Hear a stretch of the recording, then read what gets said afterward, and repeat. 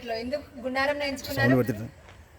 ఇంత మంచిగా వీళ్ళు వచ్చి మీకు చేస్తున్నారు. అర్థమైందా? వీళ్ళు చెప్పి ట్రాఫిక్ నుంచి గుండారంలో ఎన్నో యాక్సిడెంట్లు అయి ఉంటాయి. రోడ్డు హైవే రోడ్డు ఎన్నో యాక్సిడెంట్లు మీరు చూసుంటారు. అందులో భాగంగానే హెల్మెట్ పెట్టుకోండి, ఇన్సూరెన్స్ తీసుకోండి.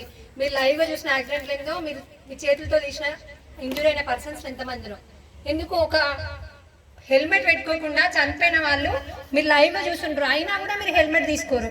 మేము చెప్తే మీకు ఏదో చాదస్తాం ప్రతిసారి హెల్మెట్ అని. మీరే చూసి ప్రాక్టికల్గా చూసి వాళ్ళని తలకేకి దెబ్బలు తగిన వాళ్ళని హాస్పిటల్కి తీసుకెళ్ళిన వాళ్ళు కూడా మీ దానిలో ఉన్నారు.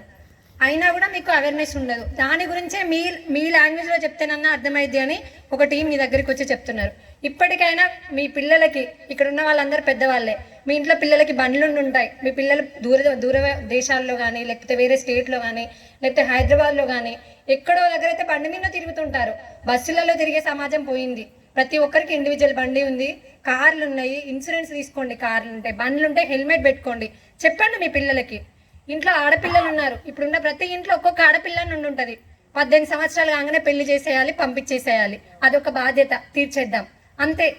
అదే అబ్బాయి అంటే చదివిపియాలి పిల్లల్ని. ఎందుకు అంత డిస్క్రిమినేషన్ ఉండొద్దు పిల్లల విషయంలో. నేను ఒక అమ్మాయిని, నేను కూడా మీలాంటి చిన్న విలేజ్ నుండి మీలాంటి పేరెంట్స్కి పుట్టిన ఒక అమ్మాయిని నేను ఈ స్థాయిలో ఉండి మాట్లాడుతున్నా అంటే అది మా పేరెంట్స్ నాకు ఇచ్చిన కాన్ఫిడెన్స్. మీరు కూడా మీ పిల్లల్ని చదివిపియండి. చదువుతా అన్నా కూడా ఎందుకు పెళ్లి చేసేస్తే ఒక పని అయిపోయిద్ది. ఎందుకు మీరుండి చెప్పాలి. ఇంత అవేర్నెస్ ఇస్తున్నారు, ఈ విధంగా ఇస్తున్నారు, బయట వచ్చి మాట్లాడుతున్నారు, సోషల్ మీడియా ద్వారా ఇస్తున్నారు. ఎంత ఇచ్చినా మారరు.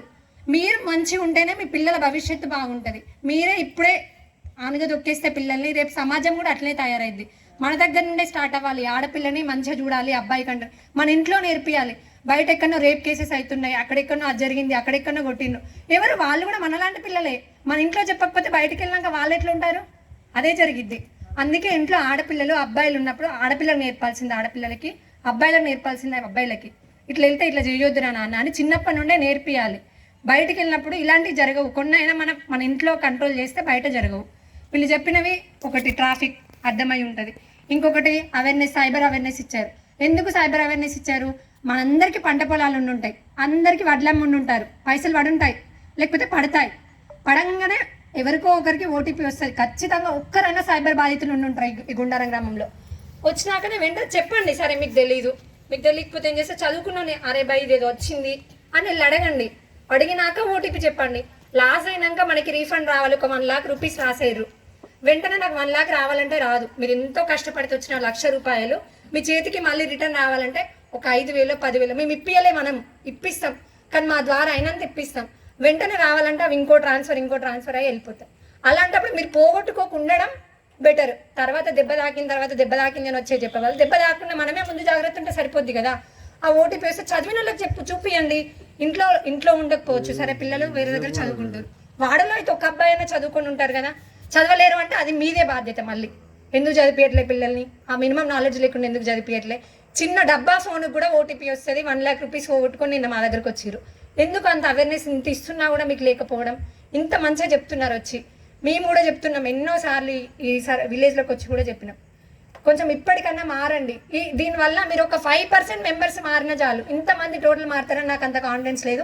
ఒక 5గురు ఈ కళా బృందం ద్వారా నా బిడ్డను చదివిపిస్తా, నేను ఎంతో కొంత అవేర్నెస్ పొందినా అని అనుకున్నా మేమందరం సాటిస్ఫై. మా తరపున మా సిపి గారు కానీ ఎవరైనా ఒక్కరు మారినా కూడా మేము ఎంతో హ్యాపీ. ఎందుకు చెప్తున్నాం ఇంతగానము అని అంటే, ఒక్కరు మారినా, ఇద్దరు మారినా చాలు. అట్లీస్ట్ ఎంతో కొంత మా ద్వారా హెల్ప్ జరుగుతుందని ప్రతిసారి అవేర్నెస్ ప్రోగ్రామ్స్ ఇస్తా ఉన్నాం. ఓకేనా? ఇంత మంచిగా మనకి అవేర్నెస్ ప్రోగ్రామ్ ఇచ్చిన మన కమిషనరేట్ తరఫు నుండి వచ్చిన కళా బృందం టీం వారికి మరొకసారి కృతజ్ఞతలు చెప్తే అందరూ గట్టిగా చప్పట్లు. Okay, thank you.